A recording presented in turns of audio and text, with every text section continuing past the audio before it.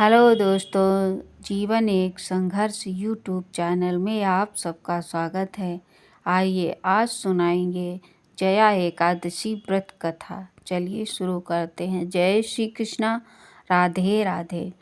धर्मराज युधिष्ठिर बोले, हे भगवान, आपने माघ के कृष्ण पक्ष की षटतिला एकादशी का अत्यंत सुंदर वर्णन किया।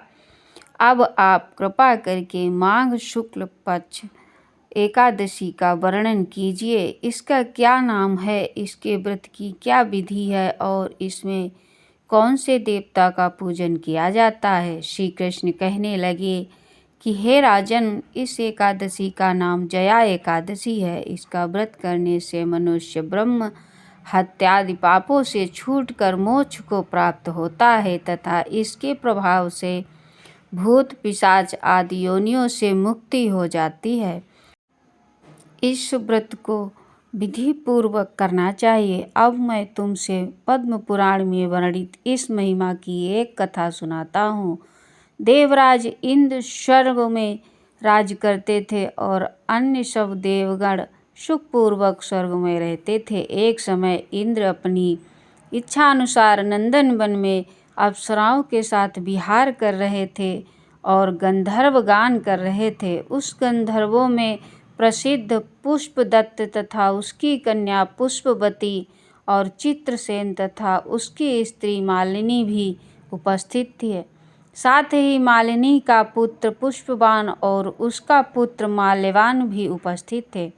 पुष्पवती गंधर्व कन्या माल्यवान को देखकर उस पर मोहित हो गई और माल्यवान पर काम बाण चलाने लगी। उसने अपने रूप, लावण्य और हाव भाव से माल्यवान को वश में कर लिया। हे राजन, वह पुष्पवती अत्यंत सुंदर थी। अब वे इंद्र को प्रसन्न करने के लिए गान करने लगे, परंतु परस्पर मोहित हो जाने के कारण उनका चित्त भ्रमित हो गया था। इसके ठीक प्रकार न गाने का स्वर ताल ठीक नहीं होने से इंद्र इनके प्रेम को समझ गया और उन्होंने इसमें अपना अपमान समझकर उनको श्राप दे दिया। इंद्र ने कहा, मूर्खों, तुमने मेरी आज्ञा का उल्लंघन किया है, इसलिए तुम्हारा धिक्कार है। अब तुम दोनों स्त्री पुरुष के रूप में मृत्युलोक में जाकर पिशाच रूप धारण करो और अपने कर्म का फल भोगो। इंद्र का ऐसा श्राप सुनकर वे अत्यंत दुखी हुए और हिमालय पर्वत पर दुखपूर्वक अपना जीवन व्यतीत करने लगे। उन्हें गंध, रस और स्पर्श आदि का कुछ भी ज्ञान नहीं था। वहाँ उनको महान दुख मिल रहे थे। उन्हें एक क्षण के लिए भी निद्रा नहीं आती थी। उस जगह अत्यंत शीत था, इससे उनके रोंगटे खड़े रहते और मारे शीत के दांत बजते रहते। एक दिन पिशाच ने अपनी स्त्री से कहा कि पिछले जन्म में हमने ऐसे कौन से पाप किए थे जिससे हमको यह दुखदायी पिशाच योनि प्राप्त हुई। इस पिशाच योनि से तो नरक के दुख सहना ही उत्तम है, अतः हमें अब किसी प्रकार का पाप नहीं करना चाहिए। इस प्रकार विचार करते हुए वे अपने दिन व्यतीत कर रहे थे। देव योग से तभी माघ मास में शुक्ल पक्ष की जया नामक एकादशी आई। उस दिन उन्होंने कुछ भी भोजन नहीं किया और न कोई पाप कर्म किए, केवल फल फूल खाकर ही दिन व्यतीत किया और सायंकाल के समय महान दुख से पीपल के वृक्ष के नीचे बैठ गए। उस समय सूर्य भगवान अस्त हो रहे थे। उस रात को अत्यंत ठंड थी, इस कारण वे दोनों शीत के मारे अति दुखित होकर मृतक के समान आपस में चिपटे हुए पड़े रहे। उस रात्रि को उनको निद्रा भी नहीं आई। हे राजन, जया एकादशी के उपवास और रात्रि के जागरण से दूसरे दिन प्रभात होते ही उनकी पिशाच योनि छूट गई।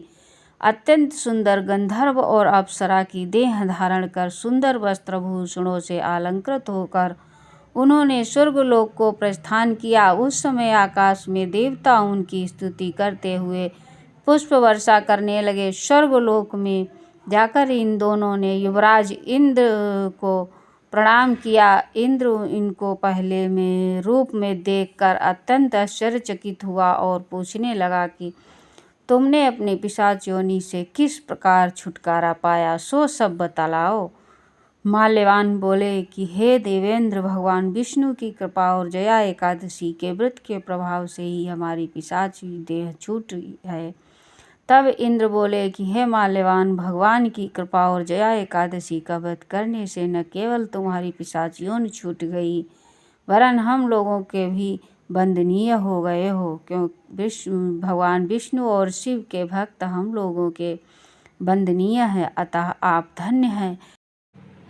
अब आप पुष्पावती के साथ जाकर विहार करो। श्री कृष्ण कहने लगे कि हे राजा युधिष्ठिर, इस जया एकादशी के व्रत से बुरी योनि छूट जाती है। जिस मनुष्य ने इस एकादशी का व्रत किया है, उसने मानो सब यज्ञ जप दान आदि कर लिए, और जो मनुष्य जया एकादशी का व्रत नहीं करते, वे अवश्य ही 1000 वर्ष तक नरक में वास करते हैं। इसलिए जया एकादशी का व्रत सभी को करना चाहिए।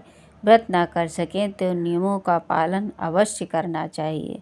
जय श्री कृष्णा। राधे राधे। वीडियो अच्छी लगे तो चैनल को सब्सक्राइब करें, शेयर करें, बेल आइकन प्रेस करें, कमेंट में जय श्री कृष्णा अवश्य लिखें।